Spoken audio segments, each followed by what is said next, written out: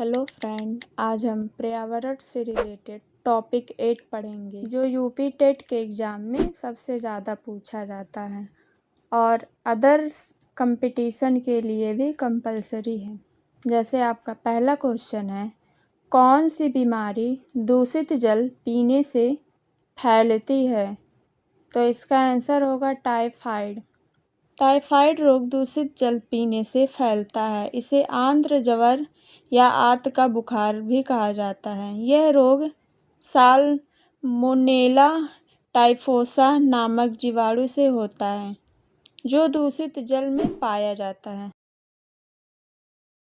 उसके बाद आपका अगला क्वेश्चन है दूसरा, इनमें से कौन द्विबीजपत्री पौधा है? तो इसका आंसर होगा सरसों। वे फसल जिनके बीज दो पत्तों वाले या दो दल वाले होते हैं उन्हें द्विबीजपत्री पौधा कहते हैं, जैसे सरसों, अरहर, मटर, चना आदि। उसके बाद आपका तीसरा क्वेश्चन है, पौधों में जल का अधिग्रहण किसके द्वारा होता है? तो इसका आंसर होगा जाइलम। पौधों में मिट्टी से जल का अवशोषण तथा संचरण जाइलम नामक ऊतक से होता है। उसके बाद है चौथा क्वेश्चन, कौन सा प्रथम साहित्य स्रोत है? इसका आंसर है ऋग्वेद। भारत का प्राचीनतम एवं प्रथम ग्रंथ ऋग्वेद है। इस ग्रंथ में इंद्र को सर्वश्रेष्ठ देवता या फिर मुख्य देवता माना गया है। चारवर्णी सिद्धांत सर्वप्रथम इसी पुस्तक के 10वें मंडल पुरुष सूक्त में मिलता है। ऋग्वेद में 1028 सूक्त एवं 10 मंडल हैं। उसके बाद पांचवा क्वेश्चन है, वायुमंडल में 99% भाग पर किन दो गैसों का विस्तार है? इसका आंसर होगा ऑक्सीजन एवं नाइट्रोजन। वायुमंडल में अनेक प्रकार की गैसें हैं। इन गैसों में सबसे ज़्यादा नाइट्रोजन गैस 78% होती है तथा दूसरी सबसे ज़्यादा गैस ऑक्सीजन 21% होती है। इस प्रकार वायुमंडल में नाइट्रोजन एवं ऑक्सीजन की कुल मात्रा लगभग 99% है।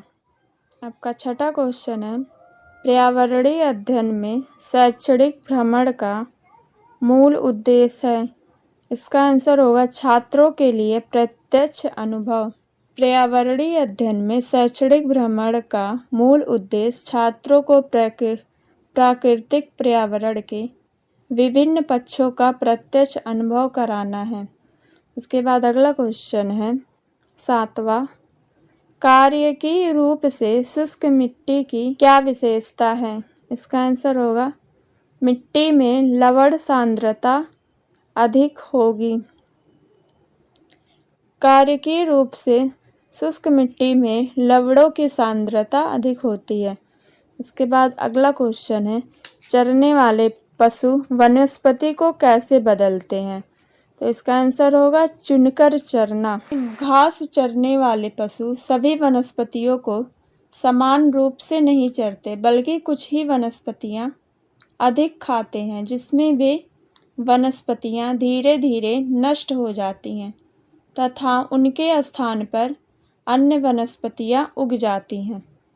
इसके बाद आपका 9वां क्वेश्चन, निम्नलिखित में से कौन स्वस्थ अस्थियों के लिए आवश्यक है?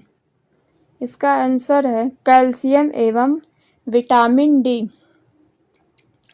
कैल्शियम एवं विटामिन डी हड्डियों के स्वास्थ्य के लिए आवश्यक होती है। विटामिन डी का रासायनिक नाम कैल्सीफेरॉल है। यह विटामिन केवल प्राकृतिक रूप से सूर्य की किरणों द्वारा ही प्राप्त होती है। अस्थियां मतलब होता है हड्डी। इसके बाद अगला क्वेश्चन है 10वां, भारत में हिमालय की सबसे ऊंची चोटी का नाम है? इसका आंसर होगा माउंट K2। भारत में स्थित हिमालय की सबसे ऊंची चोटी K2 या माउंट K2 चोटी है। यह चोटी जम्मू कश्मीर के कराकोरम श्रेणी में स्थित है। इस चोटी की ऊंचाई 8,611 मीटर है। विश्व की सबसे ऊंची पर्वत चोटी एवरेस्ट है, जो हिमालय की ही चोटी है, जो नेपाल में स्थित है। इसकी ऊंचाई 8,848 मीटर है। उसके बाद अगला क्वेश्चन है 11वां। प्राथमिक स्तर पर शिक्षण की खेल विधि आधारित है। इसका आंसर होगा शिक्षण विधि के सिद्धांत। प्राथमिक स्तर पर शिक्षण की खेल विधि शिक्षण के सिद्धांतों पर आधारित होती है। इसका मुख्य उद्देश्य छात्रों को स्वाभाविक रूप से उनकी रुचि के अनुसार शिक्षा देना है। उसके बाद अगला क्वेश्चन है 12वां। वायुमंडल की सबसे निचली परत का क्या नाम है? तो इसका आंसर होगा क्षोभ मंडल। वायुमंडल की सबसे निचली परत को क्षोभ मंडल कहते हैं। यह मंडल पृथ्वी से 18 से 8 किलोमीटर की ऊंचाई पर स्थित है।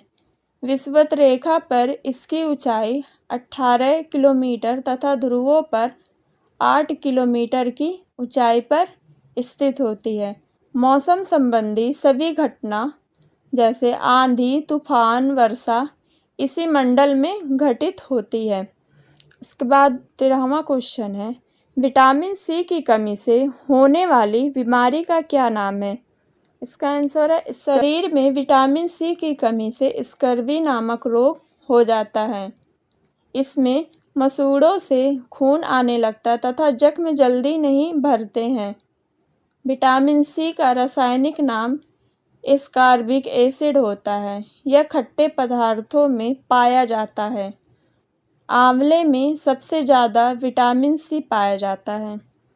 उसके बाद 14वां क्वेश्चन है भारत की प्रथम महिला आईपीएस अफसर कौन है? इसका आंसर होगा किरण बेदी।